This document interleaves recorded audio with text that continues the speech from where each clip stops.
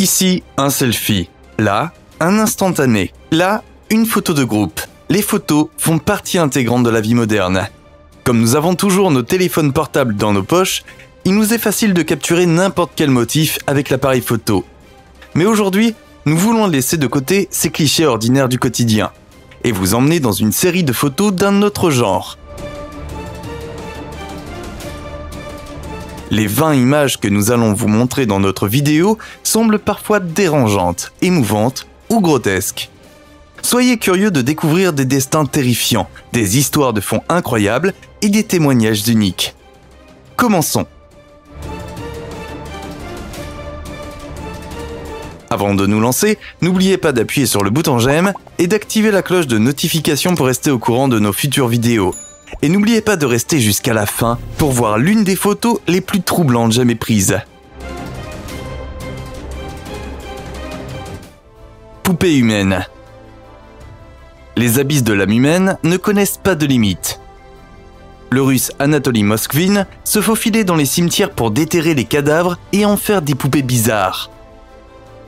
Après la multiplication des cas de profanation de tombes dans la ville, la police a fini par remarquer Anatoly. Dans sa maison, les fonctionnaires ont alors eu le droit à un tableau d'horreur. Le voleur de cadavres avait fabriqué 26 poupées grandeur nature à partir des défunts, dont beaucoup avaient été embrassés et caressés à plusieurs reprises. Combustion spontanée. Selon un mythe moderne, il est possible que le corps humain s'enflamme sans raison apparente. Ce sort inexplicable aurait également frappé Mary Reeser. Il ne restait du corps de la femme qu'une jambe inférieure et un tas de cendres. Particulièrement étrange, aucune trace de feu n'a pu être trouvée dans le reste de son appartement. Le FBI a émis l'hypothèse que la brûlure était due à l'effet de mèche provoqué par une cigarette allumée. Les flammes se nourrissent de tissus graisseux, juste sous la peau. Les autorités pensent que Mary a perdu connaissance en fumant, car elle avait auparavant pris des somnifères. Jenny Wiley.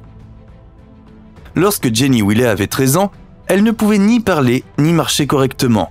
Cependant, cela n'était pas dû à une maladie congénitale, mais aux circonstances inhumaines dans lesquelles la jeune fille a grandi. Jenny a été sévèrement maltraitée par son père, qui l'a enfermée dans une sorte de camisole de force et enchaînée à des toilettes dans une pièce fermée à clé toute la journée.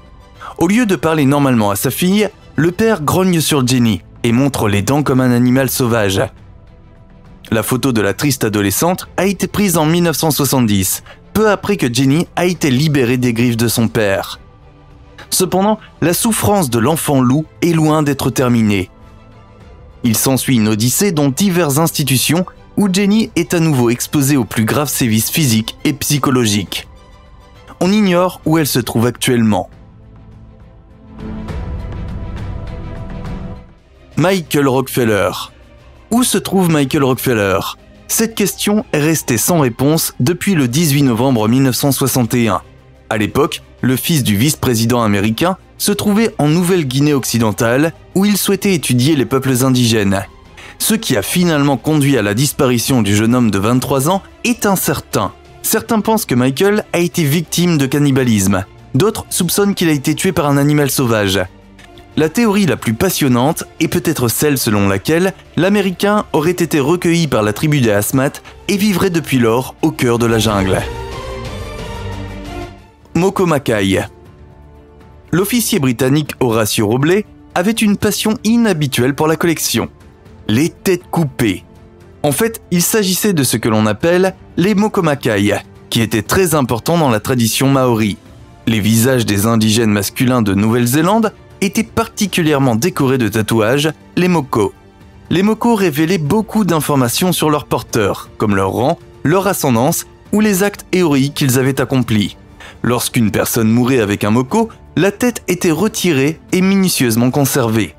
Les crânes étaient ensuite stockés dans des caisses ornées et n'étaient sortis que pour les cérémonies sacrées. Lorsque les Britanniques ont envahi la Nouvelle-Zélande, de nombreuses têtes ont été volées par les Européens. Porcelets mutants. L'accident du réacteur de Tchernobyl est l'une des pires catastrophes du XXe siècle. Le porcelet mutant, exposé depuis longtemps au musée de Tchernobyl à Kiev, montre à quel point les événements du 26 avril 1986 ont plongé le monde environnant dans le chaos. En raison des niveaux élevés de radiation, le porcelet est né avec le dipigus, une grave déformation qui déforme le corps de façon grotesque et entraîne le dédoublement du bassin et des jambes. Blanche Monnier. C'est le 23 mai 1901 que les tourments de Blanche Monnier prennent enfin fin. La Française a passé les 25 dernières années en captivité, dans la maison de sa propre famille. Cela s'est produit parce que Blanche avait refusé de mettre fin à une relation interdite. Lorsqu'elle a été libérée par la police à l'âge de 52 ans, elle pesait moins de 30 kilos et vivait dans une minuscule chambre jonchée de saleté, d'insectes et d'excréments. Vente d'enfants. Cette photographie de 1948 nous montre de façon poignante comment la pauvreté peut littéralement déchirer une famille. En raison de leurs difficultés financières, les parents n'ont eu d'autre choix que de proposer leurs 4 enfants à la vente. Et en effet, les rejetons devaient aller dans des maisons différentes. Particulièrement tragiques, les petits ont subi de terribles abus dans leur nouvelle famille. Annelise Michel.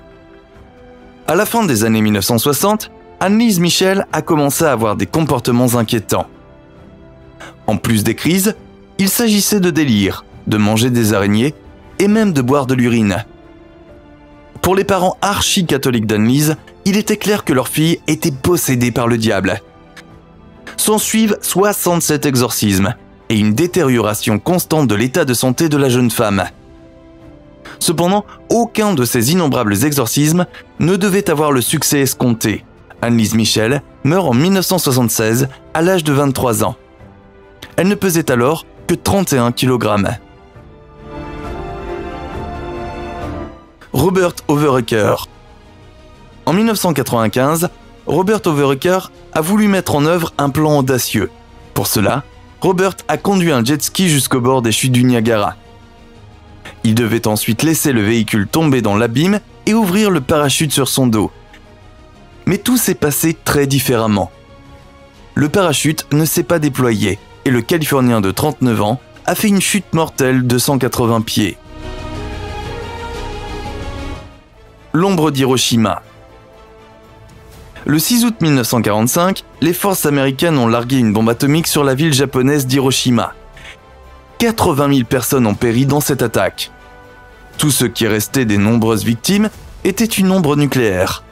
Lorsque la bombe a explosé au-dessus du centre-ville, elle a généré une chaleur si intense que les contours des personnes ont été brûlés là où elles se tenaient à ce moment-là. Le décès magnifique. Le 1er mai 1947, Evelyn McHale a fait un saut mortel depuis la terrasse d'observation de l'Empire State Building. Le corps de la jeune femme de 23 ans a atterri sur une limousine, où l'étudiant Robert Wiles l'a capturé sur la photo. Bien que la jeune femme ait souhaité que personne ne voie son corps, la photo a été publiée dans Time Magazine. Elle y était accompagnée du titre « Le plus beau suicide ».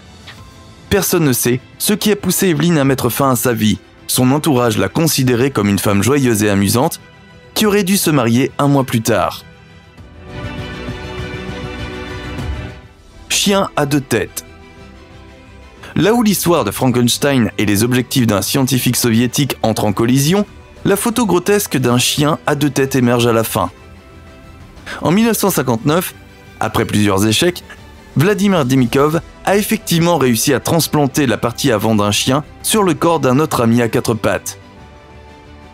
Après cette procédure bizarre, les 2 têtes pouvaient entendre, voir, sentir et avaler. Cependant, l'animal à double tête est mort après seulement 4 jours. Les Radium Girls. Les Radium Girls étaient des ouvrières d'usine dont le travail consistait à appliquer de la peinture radioactive sur les cadrans des horloges.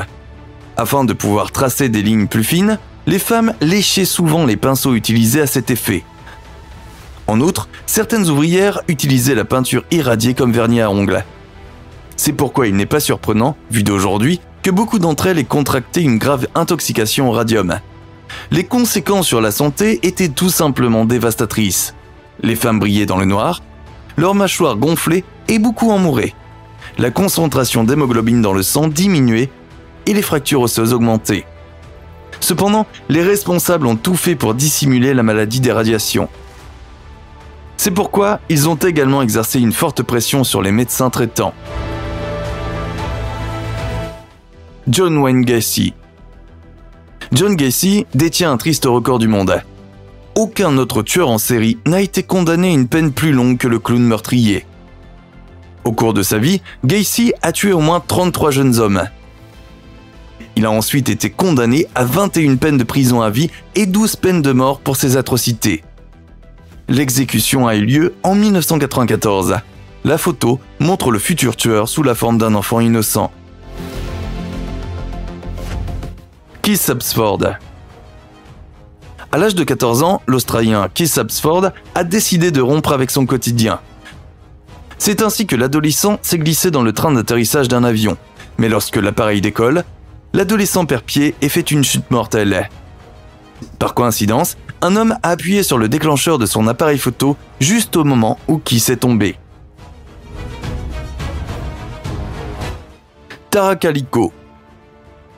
Lorsque Tara Calico a dit au revoir à sa mère le matin du 20 septembre 1988, elle lui a dit en plaisantant qu'elle ferait mieux de la chercher si elle ne se montrait pas à la tombée de la nuit. À partir de ce jour, la jeune femme de 19 ans n'a jamais plus été revue. Près d'un an plus tard, cependant, une mystérieuse photo de la disparue apparaît. On y voit la jeune femme bâillonnée, allongée à côté d'un garçon également ligoté.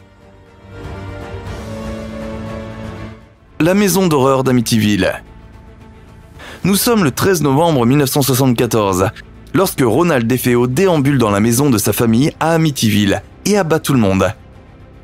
Depuis ce jour, la maison dite d'horreur d'Amityville a toujours été le centre d'attention lorsqu'il s'agit de lieux hantés par des fantômes. Le fantôme d'Amityville.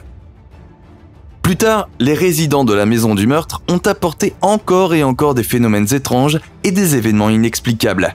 L'une des preuves les plus sinistres de ces histoires est peut-être une vidéo de surveillance nocturne. Sur le bord gauche de l'image, on voit un garçon fantomatique qui fixe la caméra avec des yeux brillants. Certains soupçonnent qu'il s'agit de l'âme agitée de John DeFeo. Le garçon avait 9 ans lorsqu'il a été abattu par son frère aîné. John Lennon et son assassin. Le 8 décembre 1980, John Lennon donne des autographes devant sa maison à New York, comme il le fait si souvent. Cette fois, un certain Mark David Chapman voulait obtenir un autographe du disque. La scène a été capturée par le photographe Paul Goresh. Ce que ni l'ex-Beatle ni personne d'autre n'aurait pu deviner à l'époque. Quelques heures plus tard, le chasseur d'autographes allait tirer 4 fois sur la pop star à cet endroit précis. Malheureusement, Lennon n'a pas survécu à cet assassinat. Votre avis nous intéresse. Quelle photo vous a le plus fasciné? Nous nous réjouissons déjà de vos commentaires. N'hésitez pas à nous laisser un pouce bleu et à vous abonner pour rester à jour à partir de maintenant. Merci de nous avoir suivis, prenez soin de vous et à la prochaine fois.